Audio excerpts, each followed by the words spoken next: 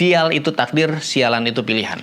Orang sial nggak harus jadi orang sialan. Orang sialan mengakibatkan orang lain sial. Tapi orang yang sial akibat ulah orang lain bisa memilih untuk nggak menjadi sialan meskipun godaan untuk menjadi sialan mungkin lebih besar. Karena udah secara alami kita nggak mau jadi korban sendiri. Manusia tuh cenderung nggak mau rugi sendiri. Maunya ngajak-ngajak. Tapi kalau untung mungkin dia maunya sendirian. Sial merupakan kata sifat yang artinya adalah suatu kondisi atau kejadian yang tidak menguntungkan terjadi di luar kendali seseorang. Contohnya, kehilangan dompet, ditipu teman, ditinggal pasangan, mengalami kecelakaan, tertimpa bencana alam. Intinya keadaan yang membuat diri kita rugi. Bisa diakibatkan orang lain, bencana alam, ataupun kesalahan kita sendiri. Tapi yang mau gue bahas kali ini adalah sial akibat orang lain. Mari kita eliminasi definisi sial yang diakibatkan oleh bencana alam maupun kesalahan diri sendiri. Meskipun bisa jadi bencana alam dan kesalahan kita sendiri terjadi diakibatkan oleh orang-orang sialan yang ada di sekitar kita. Contohnya, kebakaran hutan akibat orang bakar sampah sembarangan. Oke, tapi mari kita singkirkan definisi sial yang ini ya. Sialan merupakan kata sifat yang juga kata benda. Sialan bisa mengacu pada sifat atau kelakuan yang merugikan orang lain dengan sengaja. Bisa juga kepada pribadinya. Orang sialan, kelakuannya ya sialan. Kenapa gue tertarik untuk bahas ini? Karena gue rasa kehidupan di bumi ini jadi tidak indah dan menyenangkan serta penuh masalah disebabkan oleh orang-orang sialan yang kemudian mengakibatkan atau melahirkan orang-orang sial yang kemudian juga menjadi orang sialan akibat kondisinya yang sial. Dan ini seperti lingkaran setan yang gak akan pernah putus dan akan membuat keadaan menjadi terus memburuk.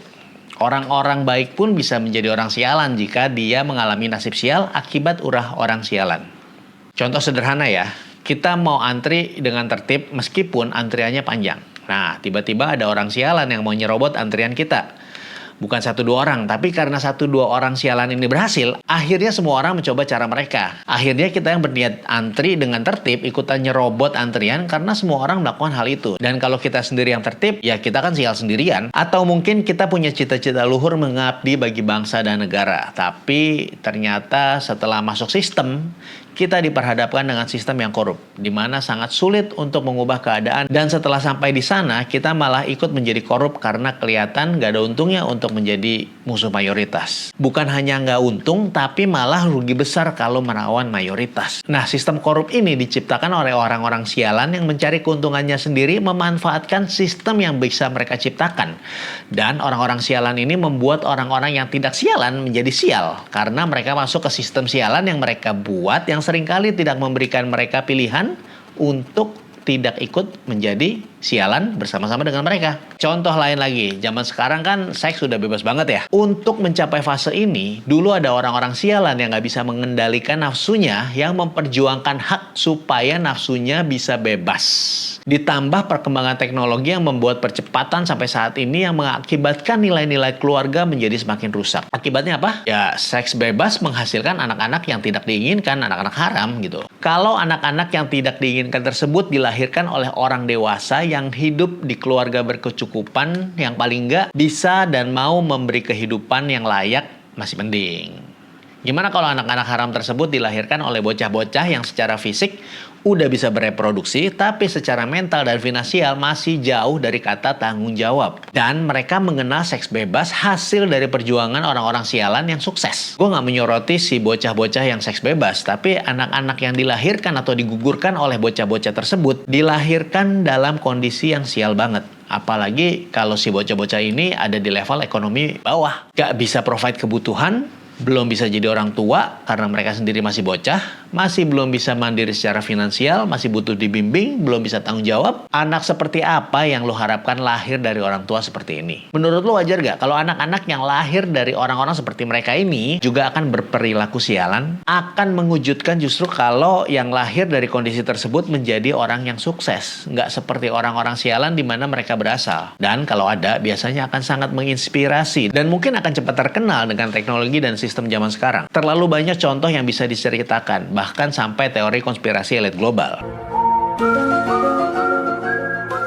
Sekelompok orang-orang sialan yang ingin menguasai dunia dengan membuat orang lain menderita dan menjadikan dirinya serta kelompoknya memiliki kekuasaan yang tidak terbatas. Padahal sebetulnya kekayaan dunia cukup untuk mencukupi seluruh makhluk hidup yang ada di dalamnya. Tapi memang ternyata nggak cukup untuk memuaskan nafsu satu atau segelintir orang saja. Yang paling menyebalkan dari semua ini adalah nasib sial itu takdir. Karena kita nggak bisa menghindarinya.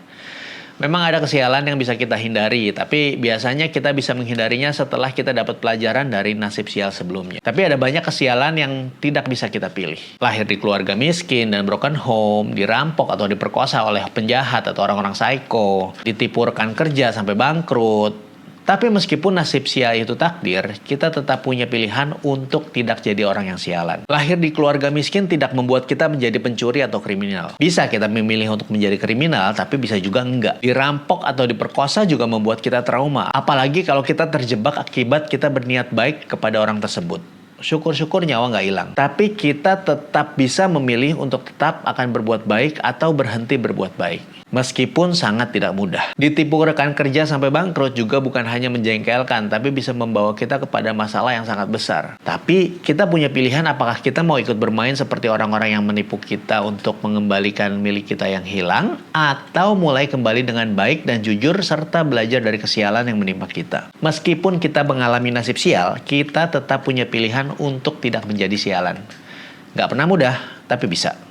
Sial itu takdir, sialan itu pilihan. Kita nggak bisa milih apakah akan kena sial atau enggak, tapi bisa nggak ikut jadi sialan? Bisa, tapi nggak gampang. Jadi sial itu gratis, jadi sialan itu mudah. Tapi memilih untuk jadi orang baik meskipun kena sial, ini yang jadi tantangan. Memilih untuk tetap jadi orang baik meskipun kena sial nggak akan bikin hidup kita jadi lebih gampang. Tapi setidaknya kita nggak memperburuk keadaan. Kita nggak nambah jumlah orang sialan di dunia ini.